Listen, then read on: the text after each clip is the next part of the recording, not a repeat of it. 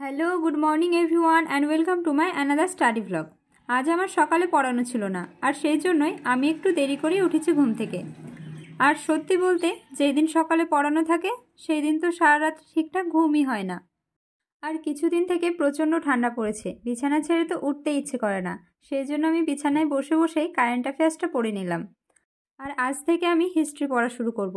তো যেহেতু আমি আর্টসের স্টুডেন্ট, সেই জন্য আমার হিস্ট্রি সাবজেক্টটা বেশ ভালোই লাগে। আর কিছুদিন থেকে বাইরে এত হাওয়া দিচ্ছে যে আমি তো বাইরের মুখ দেখিইনি। আর সকালবেলায় যেহেতু পড়ানো থাকে, তো সকালবেলাটা তেমন বাইরে বেরোনো হয় না। আর আজকে সুযোগ পেয়েছি, সেটা আর মিস করলাম না। তো যাই হোক, আজ থেকে আমি হিস্ট্রি শুরু করলাম, আর সাথে ঠিক করেছি স্ট্যাটিক জিকেটাও ডেলি 1 আওয়ার করে পড়ব। যেহেতু স্ট্যাটিক জিকে আমার আগে থেকেই পড়া আছে, so 1 hour enough for me. আর আমি কিন্তু জিকে পার্টটা লুসেন্টের জিকে বইটাই পড়ি, আর ওটাই আমার কাছে বেস্ট মনে হয়। আর তোমাদের যাদের ইংলিশ দেখলে একটা ভয় কাজ করে, তাদের বলে রাখি, একবার ইংলিশের ভয় কাটিয়ে লুসেন্টের বুকটা পড়ে দেখো, তোমাদেরও ভালো লাগবে। আর যদি ইংলিশ ভার্সন পড়তে খুবই অসুবিধা হয়, তাহলে বলবো যে তুমি যে চ্যাপ্টারটা পড়বে বা যে টপিকটা পড়বে বলে ঠিক করেছো, সেটা আগে বাংলা ভার্সনটা যে কোনো বইয়ের থেকে পড়ে নেবে, তারপর ইংলিশ ভার্সনটা পড়বে। আর আজকে আমি তোমাদের সাথে শেয়ার করব ফুড এসে জেনারেল স্টাডিজে কিভাবে ভালো স্কোর করা যায়।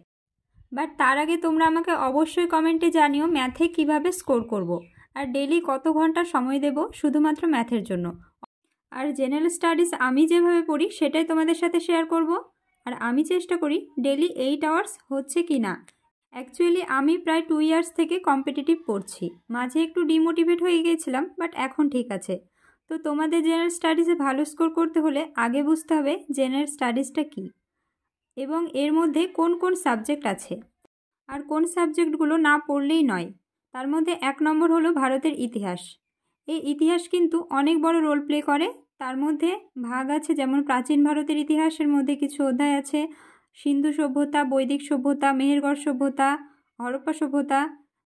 আর সত্যি কথা বলতে, যারা এখনও শুরু করনি, রোজ সিলেবাস দেখছো আর রেখে দিচ্ছ, তারা কিন্তু এই সময়টা আর পাবে না।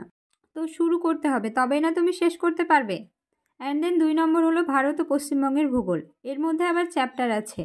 এবং 3 নম্বর চ্যাপ্টার হলো ভারতের সংবিধান ও অর্থনীতি। সংবিধান থেকে কিন্তু গত বছর 2টো প্রশ্ন এসেছিল।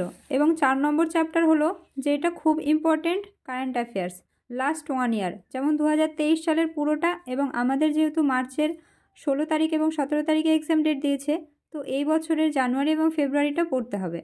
আর 2023-এর কারেন্ট অ্যাফেয়ার্সটা তোমরা আমার টেলিগ্রাম চ্যানেলে পেয়ে যাবে। তো ডেসক্রিপশন বক্সে আমি আমার টেলিগ্রাম চ্যানেলের লিঙ্ক দিয়ে দেবো, চেক আউট করে নিতে পারো, তোমাদের অনেক হেল্প হবে। আর তারপর সাধারণ বিজ্ঞান, এখান থেকে প্রায় অনেক প্রশ্ন আসবে। এবং লাস্ট অ্যান্ড মোস্ট ইম্পর্ট্যান্ট হলো স্ট্যাটিক জিকে। গত বছর প্রায় 16-17টা স্ট্যাটিক জিকে এসেছিল। তো এই টপিকটা ভালো করে পড়লেই কিন্তু অনেকটা নাম্বার উঠে যাবে। আর সত্যি বলতে, সফলতা কিন্তু একদিনে আসে না, আর সিলেবাসও একদিনে শেষ হয় না। সো আজকে এই পর্যন্ত থাকলো। সবাই ভালো থেকো, সুস্থ থেকো। আর আমার ভিডিওটা ভালো লাগলে অবশ্যই একটা লাইক করে বন্ধুদের সাথে শেয়ার করে দিও। Thank you so much to all of you.